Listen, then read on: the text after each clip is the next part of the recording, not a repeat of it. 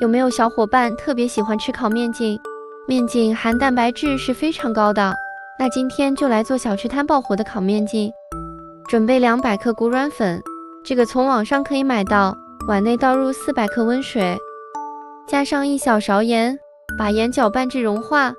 边倒谷软粉边搅拌，要一点一点的倒，千万不要一次性全倒进去了。等最后搅拌成一个团，用手稍微给它整理一下，也不需要过度的去揉。盖上一个保鲜膜，需要松弛1个小时。等面团松弛好后，刀扣在案板上，用手给它整理一下。要边按边给它弄成一个长方形，厚度大概在1到1.5厘米之间，再用刀给它切成一条一条的，每一条的大小不一定很均匀，但是自己吃也就无所谓了。下面开始卷面筋，用筷子把它头部给夹住，边扯面筋边卷，最好是把面筋扯得稍微薄一点，上下给它卷均匀就行。最后面筋的这个头把它放在尾部，抓着面筋往底下推，这样尾部就能带到里边。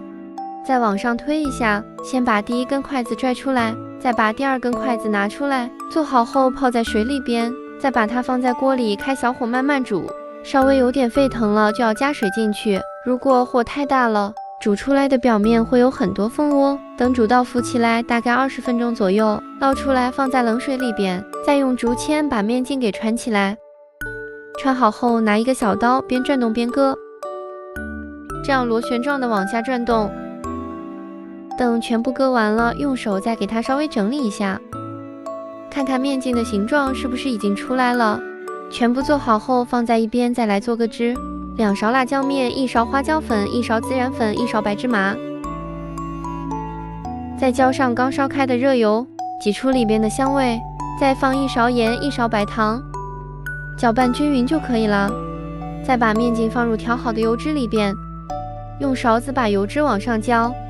让每一个面筋都粘均匀。再把面筋放在烤盘里边，烤箱上下火200度，提前预热5分钟，放在中层烤15分钟左右，温度仅供参考，要根据自己家烤箱情况做适当调整。香喷喷的烤面筋就做好了。